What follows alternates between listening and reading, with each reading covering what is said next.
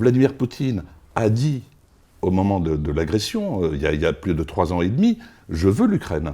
Il a échoué, donc il a pris une partie de l'Ukraine. Mais il ne faut pas se dire qu'il a renoncé à prendre l'Ukraine. Il entend toujours contrôler l'Ukraine. Ça lui prendra 5 ans, 10 ans, 15 ans, mais ça restera un objectif. Au jour d'aujourd'hui, on estime que 220 000 Russes sont morts au combat. C'est énorme. Énorme. Mais ça n'est pas important C'est pour le plus que pouvoir russe. l'Afghanistan ? C'est bien plus que l'Afghanistan, mais ça n'a aucune importance en Russie. Ça n'a aucune importance parce qu'il faut comprendre ça aussi, c'est que la Russie s'est mise en économie de mort. C'est-à-dire que les morts ont une valeur en Russie.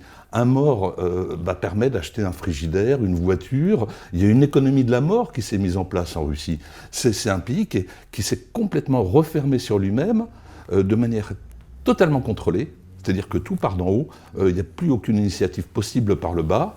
Et une économie de la mort, avec des budgets militaires qui sont à la hauteur de 50% du budget de l'État, une industrie qui se met en place, une économie au quotidien de la mort, c'est-à-dire qu'on connaît des cas de femmes qui se sont mariées à des gens dont elles savaient qu'ils allaient mourir uniquement pour encaisser l'argent. Ouais. Voilà, c'est ça la Russie.